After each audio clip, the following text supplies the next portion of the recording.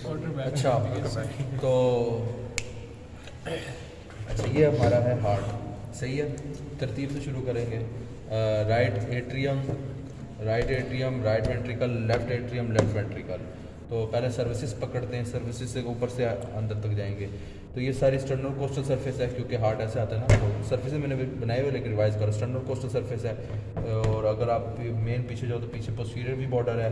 ये हमारे पास obtuse border आ जाता है, ये जो लेफ्ट वेंट्रिकल वाला हिस्सा है। और ये हमारे पास ये sternal coastal surface, obtuse border, posterior border, और ये हमारे पास आ जाएगा इसकी ये इन्फीरियर बॉर्डर आ जाएगा, ये एपेक्स बीटा आ जाती है इधर। और इसको हम कह देंगे कौन सा बॉर्डर कहेंगे इसको? नहीं, कौन सा? इन्फीरियर, ये एंटीरियर बॉर्डर हो सकता है। हाँ, anterior, inferior, obtuse, posterior and sternal coastal surfaces. तो ये हो गया। अब sternal coastal surface, sternal coastal surface, हाँ सबसे ज़्यादा पोर्शन किसका आता है? स्टर्नल कोस्टल सर्विसेज का एमसीक्यू भी था इसमें। स्टर्नल कोस्टल सर्विसेज में mainly I think so left ventricle आता है, क्योंकि राइट है, राइट वेंट्रिकल है। अच्छा, तो ये पॉइंट भी ऐड है कि स्टर्नल कोस्टल सर्विसेज में सबसे मेजर जो पॉइंट है वो हमारे पास आता है राइट वेंट्रिकल, बस लेकिन सबसे बड़ा लेफ्ट वेंट्रिकल होता है। तो ये एमसीक्यू में मिस्टेक भी हो सकती है, बंदा का लेफ्ट वेंट्रिकल बड़ा, जैसे भी मैं कह रहा था, तो वो लेकिन है राइट वेंट्रिकल जो है स्टर्नल कोस्टल सर्विसेज का सबसे बड़ा कंट्रीब्यूटर। हाँ, और उसके बाद अब आते हैं थोड़ा डिटेल से शुरू करते हैं। तो पहले तो इसके स्ट्रक्चर्स को देखते हैं, पहले एक एक क्वार्टर को देखेंगे और उसकी सारी चीज़ें। तो पहले हम पकड़ते हैं राइट एट्रियम को, ठीक है ना। राइट एट्रियम है, ये राइट एट्रियम का ऊपर ऑरिकल बना हुआ है, ये जो है, ठीक है ना, ऑरिकल है। अब राइट एट्रियम को अगर मैं देखूँ यही है, तो राइट एट्रियम के नीचे ये जो हमारे पास वेब लाइक स्ट्रक्चर है, ये मसल है। ऑरिकल और राइट एट्रियम में क्या फ़र्क है? ऑरिकल और राइट एट्रियम में फ़र्क है कि राइट एट्रियम जो होता है ना, राइट एट्रियम दो चीज़ों में डिवाइड है। एक ट्रू ऑरिकल है और एक मतलब कि ट्रू एट्रियम है, और एक ऑरिकल से ड्राइव हुआ एट्रियम है।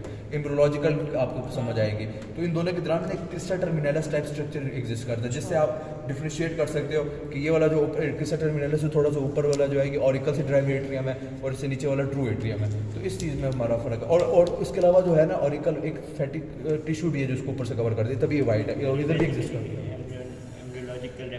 जी, एम्ब्रियोलॉजिकल रेमिनेंट्स है, मतलब कि हमारे जब हम बहुत छोटे तो उस टाइम वॉल और जो चीज़ें एग्जिस्ट करती थी ना हार्ट में, अब बड़े होकर हमें उनकी जरूरत नहीं रही, तो वो बस निशान रह गए, तो हम निशान से ट्रेस आउट करते थे, उनको रेमिनेंट्स कहते हैं, ठीक है। तो अभी राइट एट्रियम है, ठीक है। राइट एट्रियम के टोटल 5 सुराख होते हैं, ठीक है ना। तो सबसे पहले मशहूर ज़माना मैं बताता हूँ, एक एक गिनाऊँगा, देखना। ये राइट एट्रियम है, राइट एट्रियम के ऊपर जो सबसे ऊपर जो आ रहा है हमारे पास, एक मिनट इसको पहले फिट कर लूँ। ये ऊपर से क्या आ रहा है, सुपीरियर वेना केवा आ रहा है, पहला सुराख, और इससे नीचे आ रहा है, नीचे वाला इन्फीरियर वेना केवा, ये दूसरा सुराख। और जो एट्रियम जो वेंट्रिकल में एंटर हो रहा है, जो एट्रियो वेंट्रिकुलर ओरिफिस है, जो ये वाला है, ये हो गया तीसरा सुराख। एट्रियम और लेफ्ट एट्रियम और राइट एट्रियम के दौरान जब हम बहुत फीटस के लेवल पे होते थे, तो दौरान एक फोरामेन एग्जिस्ट होता है, फोरामेन ओवेलस, और इसका पहले भी एक और नाम होता है, जब हम उसको फोरामेन ओवेलस तो इस फॉर्म में कहते हैं ना, पहले भी फोसा वेलिस, इस तरह कोई नाम तो वैसे रिकॉर्ड हुआ है, तो हाँ, तो फोसा वेलिस। तो ये हमारा हो गया चौथा सुराख, ठीक है ना, चौथा सुराख ये हो गया। समझ गया ना, गिन नहीं है ना चौथा। पांचवा सुराख ये हो गया कि वेनस ड्रेनेज, जब मैं बताऊंगा जो हार्ट की अपनी वेनस ड्रेनेज होती है, ये जो है पीछे ये कोरोनरी साइनस जो बना हुआ है, ये वाली जो वेनस ड्रेनेज है ना, ये इधर निकलती है, ये जो इन्फीरियर वेना केवा का वॉल है ना, उसके साथ करके, उसके साथ ही करके ना एक सुराख यहाँ नहीं बना हुआ ना इस मॉडल में कमी, लेकिन एक वीडियो में वो पाँचों सुराख आपको दिख जाएंगे, एक है वीडियो। तो उसके अंदर ना इन्फीरियर वेना केवा के साथ ही सुराख होता है, तो उधर एक कोरोनरी साइनस का होता है। तो राइट एट्रियम के 5 सुराख से मतलब राइट एट्रियम के 5 ओपनिंग्स है, वो वीडियो में वैसे दिखा हुआ है। तो अभी ये इधर ना इन्फीरियर वेना केवा के साथ सुराख होता है, तो इसमें वो कोरोनरी साइनस होता है। कोरोनरी साइनस होता है हार्ट की अपनी ड्रेनेज। तो अब बात यह है कि अपना फ़ोन रखो, मेरे ज़्यादा टाइम भी देखना। तो बात यह है ना कि मैंने राइट एट्रियम के आपको 5 ओपनिंग्स बता दी हैं, ठीक है। तो 5 openings revise, superior vena cava, inferior vena cava, foramen ovalis, coronary sinus drainage, और वेंट्रिकल के अंदर जाने वाला एट्रियोवेंट्रिकुलर ओरिफिस। तो ये 5 openings of the right atrium हो गई हैं। तो राइट एट्रियम हमारा डन हो गया।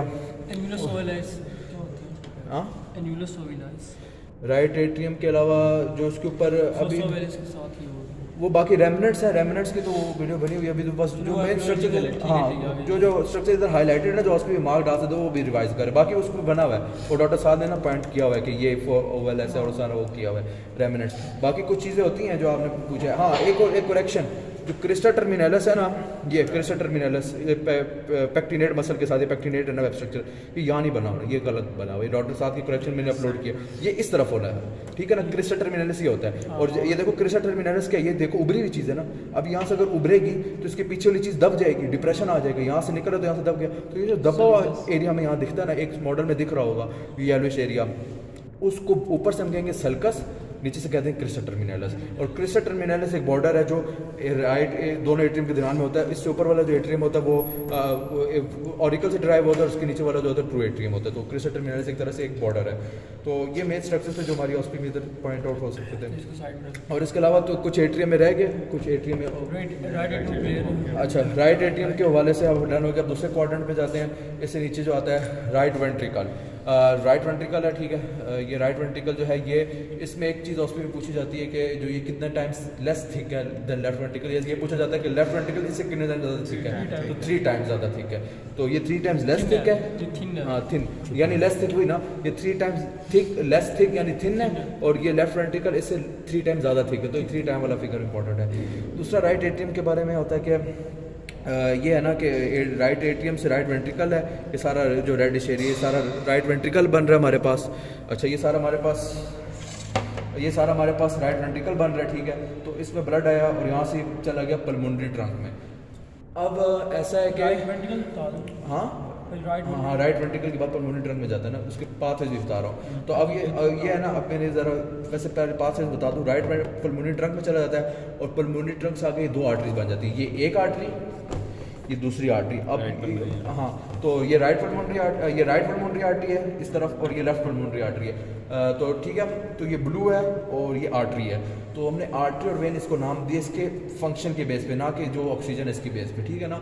इसका फंक्शन क्या है, ये दूर लेके जा रहा है, तो दूर ले जाने वाली हर चीज़ आर्टरी होती है, इसलिए इसको हमने आर्टरी कहा है। अब वरना अगर वो वाली डेफिनेशन आप लोगों के जो ऑक्सीजनेटेड ब्लड जो होता है वो लेके जाए हार्ट से दूर, तो वो इसमें नहीं लगती, ठीक है, क्योंकि डीऑक्सीजनेटेड ब्लड है, तभी ये ब्लू है।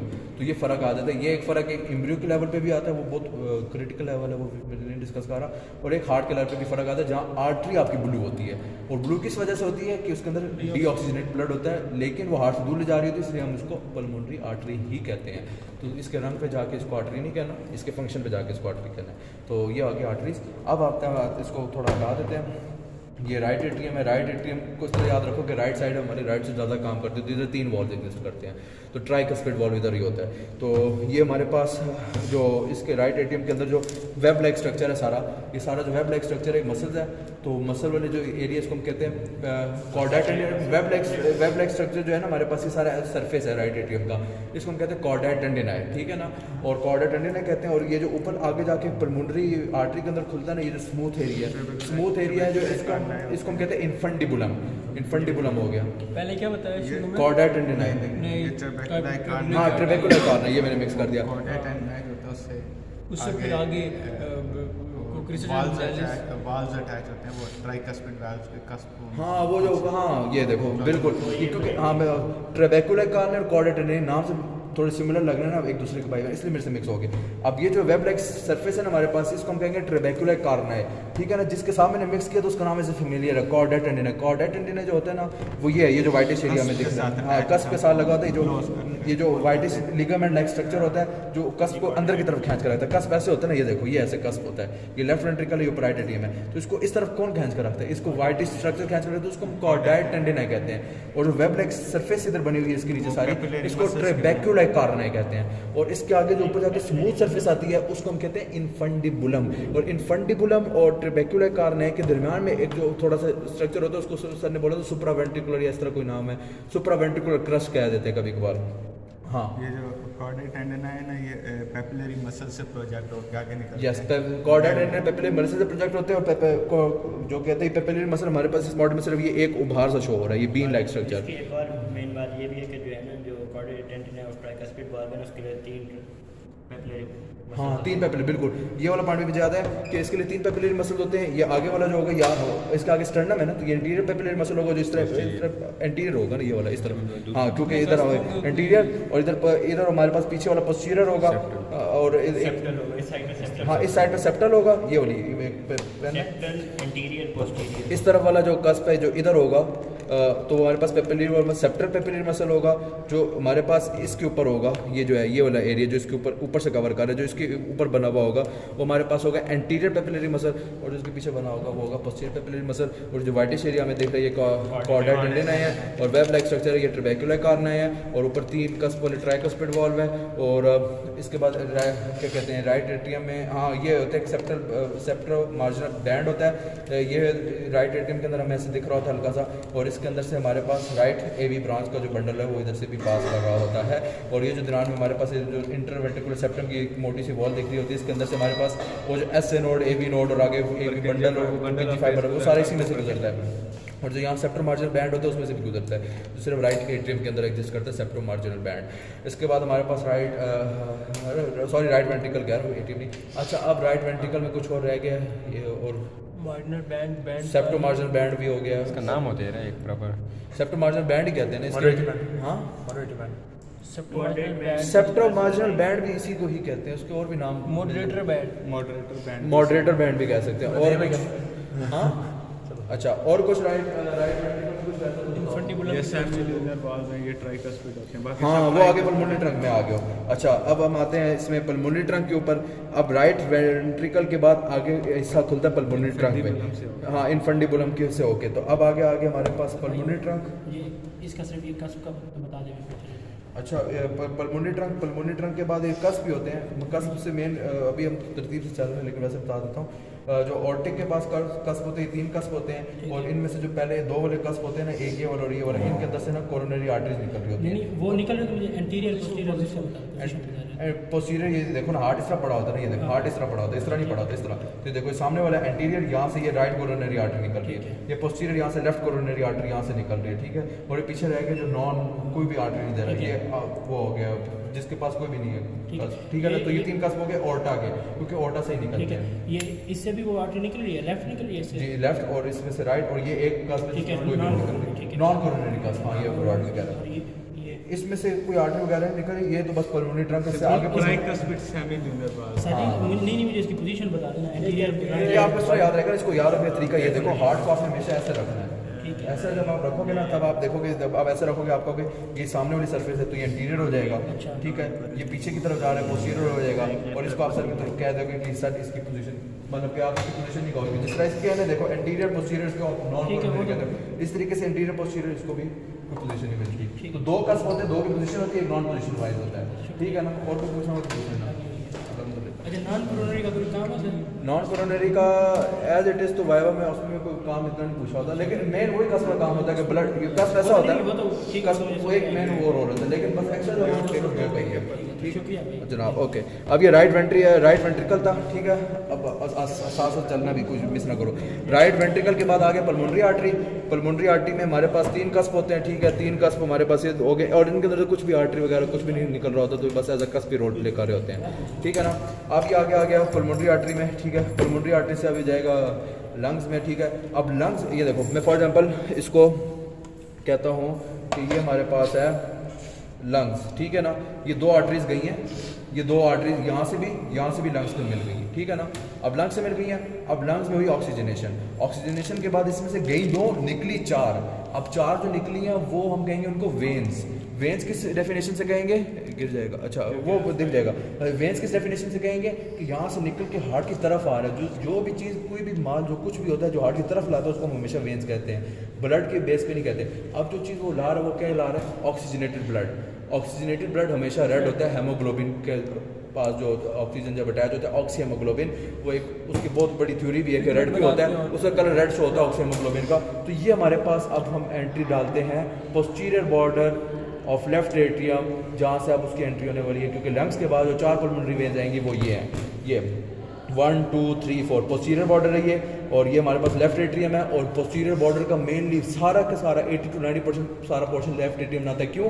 क्योंकि अभी मैं खोलूँगा, ये देखो देख रहे हो लेफ्ट एट्रियम किस तरह फैला हुआ है, एक हिस्सा भी उसको नहीं दे रहा राइट एट्रियम को। तो जब भी आपके पास क्वेश्चन में सवाल हो कि पोस्टीरियर बॉर्डर मेरी किसी से कवर होता है, तो आपने राइट और लेफ्ट एट्रियम दोनों नहीं करना, सिर्फ लेफ्ट एट्रियम मेजरली करना। ये देख लो लेफ्ट एट्रियम ने सारा बॉर्डर कवर किया हुआ है, और जो चारों पल्मोनरी वेन्स हैं, और वो भी रेड वेन्स, क्योंकि उनमें ऑक्सीहेमोग्लोबिन है, वो सारी हमारे पास आ रही हैं किसके अंदर, ये पोस्टीरियर बॉर्डर के लेफ्ट एट्रियम के ऊपर। और लेफ्ट एट्रियम में इसके अलावा और कोई इतनी खसूसियात इसमें भी वो वेब लाइक नहीं, इसमें नहीं है। नहीं, इसमें वेब लाइक अपीयरेंस नहीं है, बस इसमें ये कि फोरामेन ओवैलस होता है कि जब फीटल लाइफ में देखो, फीटल लाइफ में हमारी मदर की लंग्स हमारी यूज़ हो रही होती है, हमें लंग्स की उस टाइम ज़रूरत नहीं होती, तो उस टाइम हमें ऑक्सीजनेशन मिल रही होती है, उस टाइम हमारे लंग्स बंद होते हैं। तो इसलिए हमारे पास जो राइट एट्रियम होता है वो डायरेक्टली लेफ्ट एट्रियम में भेज देता है। अब समझ आ रही है ना कि क्यों ये चीज़, देखो मार्वलस सिस्टम एग्जिस्ट करता है। तो उस टाइम हमें लंग्स की जरूरत नहीं होती, हमारे लंग्स जरूरत भी नहीं होती, काम भी नहीं कर रहे होते, तो इसलिए हमारे पास राइट एट्रियम के पास डायरेक्ट इसके पास पूरा पाथवे नहीं होता जो मैंने दिखाया था, डायरेक्ट जा रहा होता, तो जिस वजह से जा रहा होता, तो फोरामेन ओवैलस होता है। तो उस टाइम उसका प्योर नाम होता है, उसका अडल्ट फॉर्म उसको ओवैलस या कुछ और फोसा ओवैलस कह देते हैं, लेकिन फीटल लाइफ में फोरामेन है ओवैलस कहते हैं। फोरामेन से याद रखो, फोरामेन कहते हैं सुराग का। फोसा ओवैलस ये इधर बना हुआ नहीं, जिसमें ऑस्ट्रियम में नहीं आएगा, इधर एक सुराग होता है। आप अगर मॉडल देखोगे ना, उसमें एक मॉडल है जिसमें 5 सुराग बने हुए हैं, उसको वीडियो को वहाँ पॉज करके 5 सुराग देखते हैं। शायद ये बनाया हुआ है, ये शायद ये बस उभार है हल्का सा, लेकिन इस मॉडल पे कुछ वाज़ेह नहीं है सही से। अच्छा, तो अब ये हो गया। उसके बाद लेफ्ट एट्रियम में कुछ, हाँ लेफ्ट एट्रियम में ये जो वाइटिश एरिया फैट की लेयर है, और ये हमारे पास ऑरिकल ही है, क्योंकि फैट की लेयर होती है, और लेफ्ट ऑरिकल हो गया। और इस तरह लेफ्ट एट्रियम भी दो तरह से डिवाइड होता है, एक ट्रू एट्रियम होता है और एक ऑरिकल से डिवाइड होता है एट्रियम, और ये भी होता है। और उसके बाद कुछ रह के लेफ्ट एट्रियम में कुछ और माइंड में है, ये बस लेफ्ट एट्रियम में बस ही है। अब आते हैं the most powerful portion of the heart, that is known as the left ventricle. Pacemaker आपने कभी की? हाँ, पेसमेकर वो अभी जो भी ऑस्ट्री में मार जाएगा ना, उसको भी करें।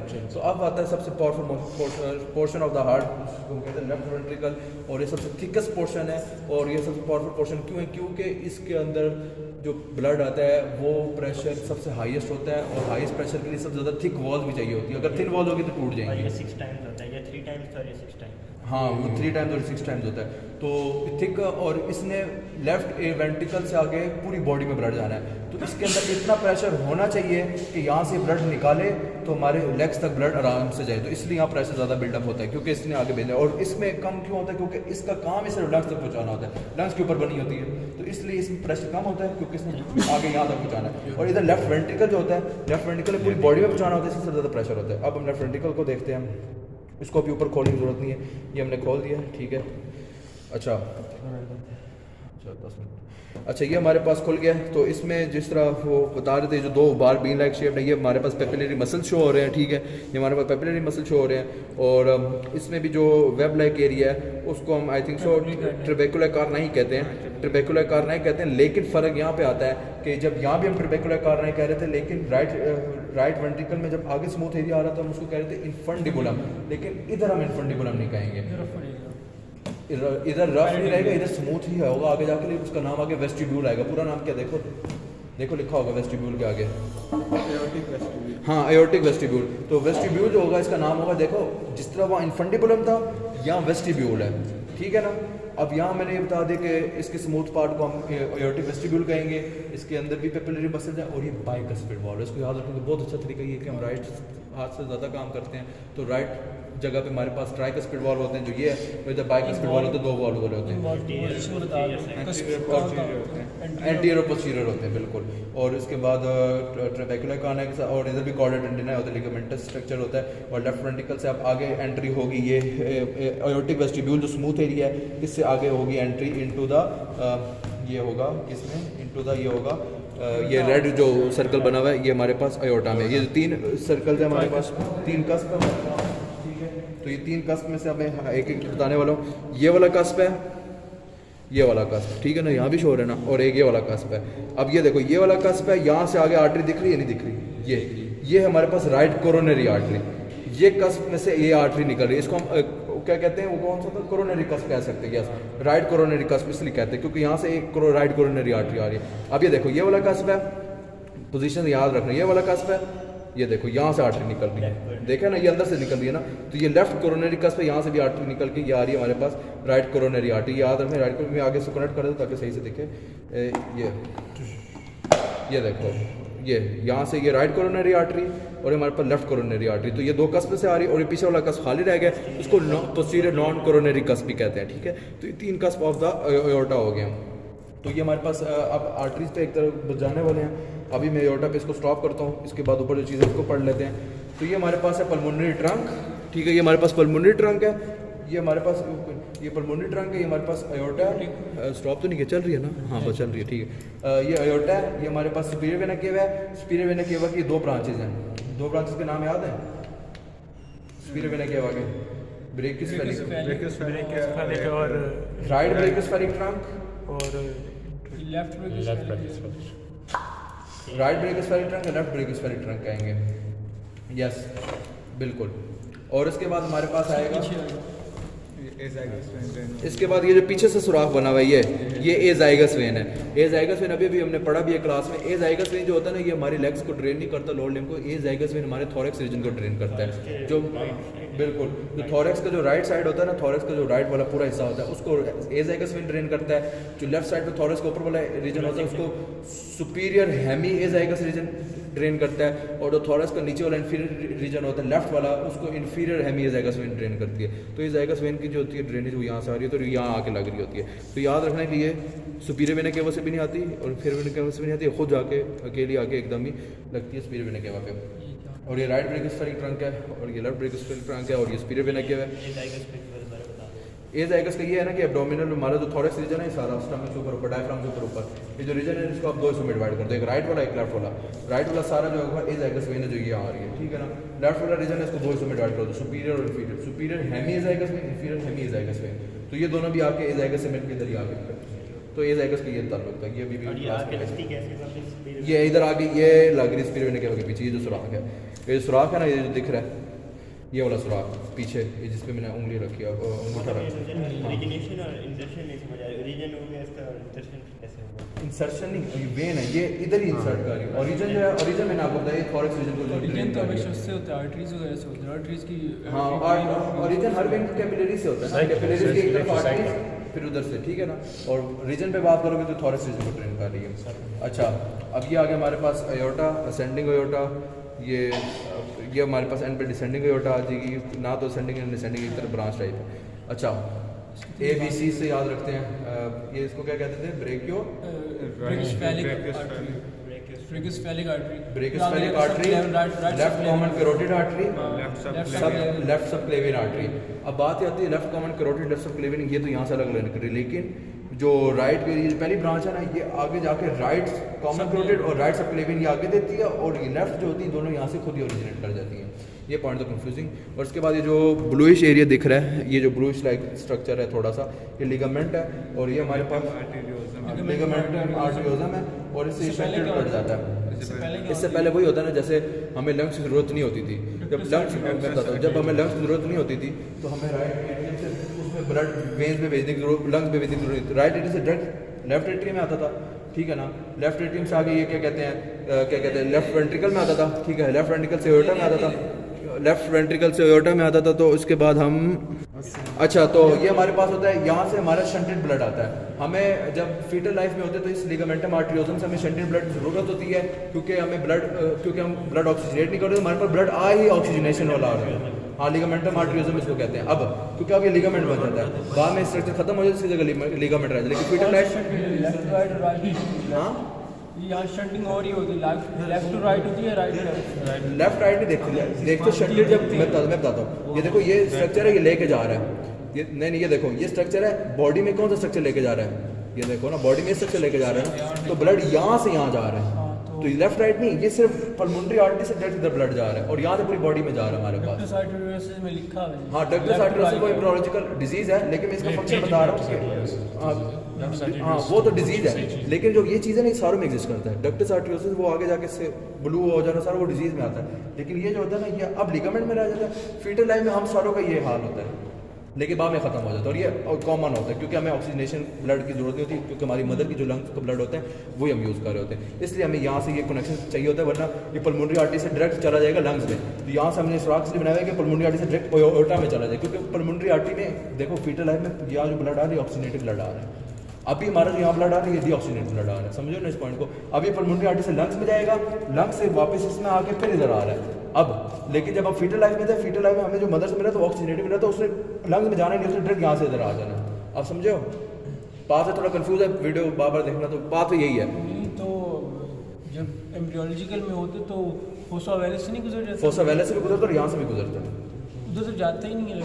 नहीं वो लेफ्ट यहाँ से थोड़ा सा जाएगा ना, बाकी तो इधर चला जाएगा। देखो बाकी जो है ना, यहाँ से आगे वाला जाने का कोई तस्वीर ही नहीं है, क्योंकि यहाँ से आगे लंग्स नहीं है, तो लंग्स उस टाइम हमारी वर्क नहीं कर रही होती। हाँ, तो यहाँ से हमारे पास एक दो फंक्शन है, याद रखो, दो तरह का ब्लड आता है, राइट एट्रियम से राइट वेंट्रिकल, और राइट एट्रियम से लेफ्ट एट्रियम में ब्लड जा रहा है तो फोसा वेलिस के थ्रू दिमाग में सुराख बना, तो जहाँ आप फोरामेन ओवैलस से रह जाता है, और एक ये रह जाता है सुराख कि जो उस टाइम हम यूज़ कर रहे थे शंटेड ब्लड के लिए। बाकी तो आप वो सर्च करोगे तो वो और भी आ जाएगा, लेकिन मेजरली जो बात अगर वो हमसे पूछा उसमें में ये कि लिगामेंटम आर्टरियोजम है, और पहले हमारा यहाँ से ब्लड गुजर रहा होता है, पहले हमें यहाँ से ब्लड की जरूरत क्यों होती है? क्योंकि हम मदर का ऑक्सीजनेटेड ब्लड यूज़ कर रहे होते हैं, इसलिए हमें बार बार इसलिए हम यहाँ से आगे लंग्स को भेजने की जरूरत नहीं होती, इसलिए हम यहाँ से डायरेक्ट ओटा में और ओटा से बॉडी में भेज देते हैं।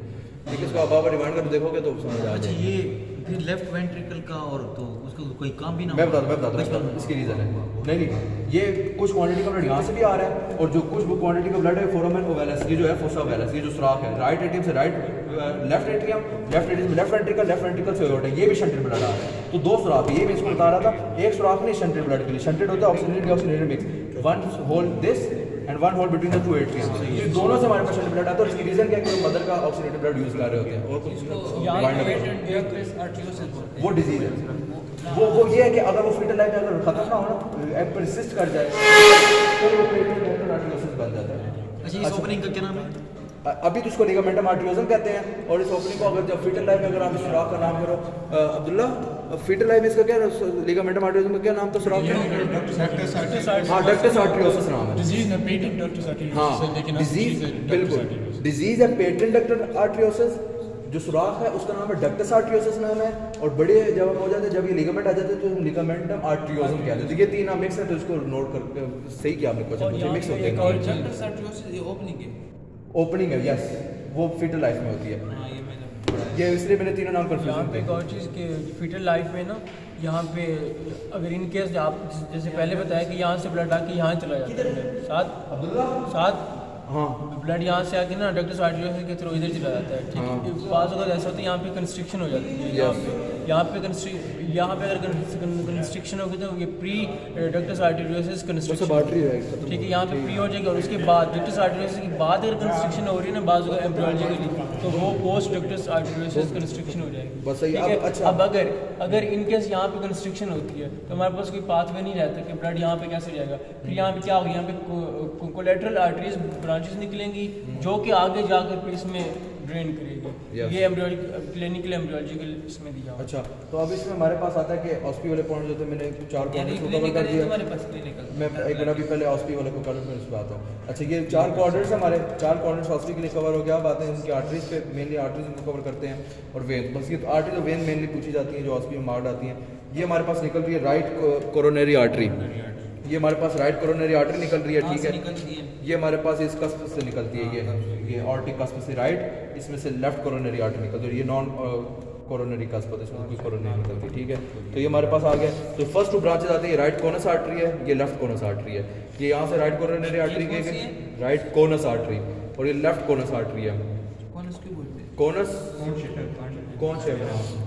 अच्छा, ये राइट कोनस आर्टरी, ये right conus artery, left conus artery है। इसके बाद ये आर्टरी आगे भी जाएगी, और ये है ना इंटरवेंट्रिकुलर जो ग्रूव है उसके अंदर जो सल्कस बना हुआ है येलोइश एरिया, इसके अंदर से भी एक आर्टरी गुजरती है बड़ी सी, इसको इंटरवेंट्रिकुलर आर्टरी भी कहते हैं। और इसका एक और नाम भी यही नाम है, लेफ्ट डिसेंडिंग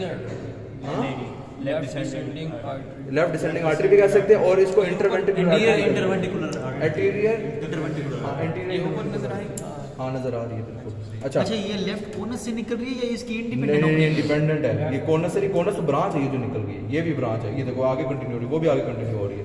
अच्छा, ये भी ब्रांच है। हाँ, ये जो मेन ओपनिंग एक राइट और लेफ्ट निकल रही है उनके क्या नाम है?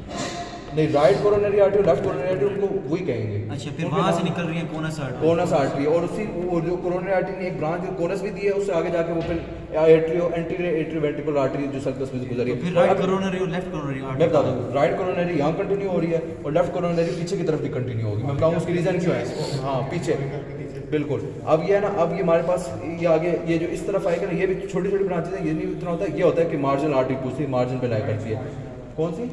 मार्जिनल। हाँ, राइट मार्जिन, क्योंकि स्पेस है तो राइट मार्जिनल आर्टरीज को हम कह देंगे, ठीक है। अब ये मेन आर्टरीज होगी। अब इसके पीछे अगर हम राइट मार्जिनल आर्टरी जो है एपेक्स को सप्लाई नहीं करती, लेफ्ट राइट वेंट्रिकल। हाँ, ये कॉम्प्लेक्स पार्ट करता है कि राइट मार्जिनल आर्टरी जो है ना, राइट मार्जिनल आर्टरी वो एपेक्स को सप्लाई नहीं करती है। पॉइंट सही बताया। जो राइट मार्जिनल आर्टरी वो यहाँ तक आएगी और ये देखो लेफ्ट वेंट्रिकल है जो इसको कवर कर रहा है। तो लेफ्ट मार्जिनल आर्टरी जो एपेक्स ऑफ द बीट, जो एपेक्स होता है जिसमें सबसे ज़्यादा हमारी वाइब्रेशन फील होती है एपेक्स बीट की फॉर्म में, फिफ्थ इंटरकोस्टल स्पेस में, उसको करता है। अब ये हो गया। अब इसके बाद पीछे हमारे पास आ गया ये वाला, ये हमारे पास आ रहा है राइट। ये देखो, अब इसमें एक मॉडल और होगा, उसमें वीडियो अलग है, उसमें भी समझ आ जाएगी। ये देखो यहाँ से राइट कोरोनरी आर्टरी आ रही है और ये पोस्टीरियर आर्टरी में, पोस्टीरियर डिसेंडिंग आर्टरी में जा रहा है। अब होता ही है कि 50% लोगों में राइट डोमिनेंट होता है कि सिर्फ यही दे दी थी ब्रांच, जैसे इसमें दी हुई है ब्रांच। लेकिन कुछ लोगों में ये भी होता है कि लेफ्ट, जो आपने बात की थी ना कंटिन्यू का, वही कंटिन्यू होती है ऊपर, यहाँ कंटिन्यू होकर कभी कभार ये वाली ब्रांच लेफ्ट कोरोनरी आर्टरी देती है, उनको हम कहते हैं लेफ्ट डोमिनेंट पीपल। लेकिन 50% ज़्यादा राइट डोमिनेंट पीपल होते हैं, ठीक है। ये यहाँ से फर्क था, यहाँ से आपका जो आपका भी आंसर आ जाता है कोरोनरी आर्टरी यहाँ क्यों होती है। अच्छा, ये हो गया। तो आर्टरीज की मेन सप्लाई होती है। थोड़े सर्कमफेरेंस पढ़े थे, वो सर्कमफेरेंस इजी है, बता करो। अभी पहले कार्डियक वेन कर रहे हैं, क्लास शुरू होने वाली कार्डियक। आर्टरीज तो मैंने पढ़ा है सर्कमफेरेंस साथ कोरोनरी आर्टरीज में जो अभी बताया आपने राइट लेफ्ट, इसमें एनास्टोमोसिस बता दो कितने। कौन से? एनास्टोमोसिस कितने? एनास्टोमोसिस आपको एक तो कोनस कहना है, एक तो कोनस आपस में करती है एनास्टोमोसिस। हाँ, एक ये हो गया। और दूसरी है जो एंटीरियर डिसेंडिंग इंटरवेंट्रिकुलर पोस्टीरियर के साथ करेगी, ये जाके यहाँ पे डिसेंड करेगी, दो एनास्टोमोसिस करेगी, और यहाँ तीसरी जो है वो ये देखो यहाँ ये कर रही है। हाँ, पीछे जो राइट डोमिनेंट वाला पीपल है, तीन एनास्टोमोसिस। अब आ गया आखिर में खत्म होने वाला है venous drainage. How many anastomosis? 3 कहाँ पे? बता रही नहीं, देखो अभी बाप राइट को दो कोनस आर्टरी के दरमियान, एक एंटीरियर पोस्टीरियर के दरमियान, इधर यहाँ पे से जो राइट और मार्जिन बनाते हैं, मार्जिन एपेक्स पे आगे राइट और पोस्टीरियर वाला जो यहाँ लग रही है, और दो जो इधर होते हैं आपस में एनास्टोमोसिस करते हैं, राइट और लेफ्ट कोरोनरी आर्टरी, तीन एनास्टोमोसिस। अब वेनस ड्रेनेज पे आते हैं। वेनस ड्रेनेज सिंपल है, हार्ट की अपनी वेनस ड्रेनेज होती है और सबसे बड़ी वेन होती है जिसके अंदर ड्रेन करती है राइट एट्रियम के अंदर, वो यहाँ बना हुआ नहीं है सुराग, तो वो होता है कोरोनरी साइनस होता है, सबसे बड़ा येलो, ये ब्लू, ये मार्क भी आता है। अच्छा, ये मार्क भी आता है कोरोनरी साइनस, और इसकी 3 वेन्स होती हैं। ये कौन सी वेन है पता है?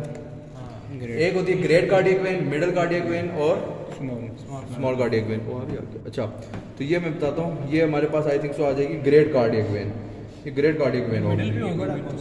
हाँ, मिडल हमारे पास ही आएगी, मिडल कार्डियक वेन। और एक और भी है हमारे पास, कौन सी है? एक और भी है, एक ये स्मॉल कार्डियक वेन और ये ग्रेट कार्डियक वेन, इसको पोस्टीरियर भी कह सकते हैं, और ये एंटीरियर कार्डियक वेन। ये तीनों वेन्स है, ये जो कोरोनरी साइनस में। हाँ, इंटीरियर कार्डियक में तो भी है, पहले तो नहीं थी। उसको कह सकते हैं स्पेसिफिक वेज में, लेकिन जो बुक वाला नाम है ना, उसको बुक में 3 नाम है, great cardiac vein, small cardiac vein और एक और मिडिल कार्डियक वेन। हाँ, ये कौन सा है? ग्रेट तो वैसे पता लगे, ग्रेट ये मिडिल है, मिडिल है, और स्मॉल समान है। वैसे ही पता लग जाता है ना।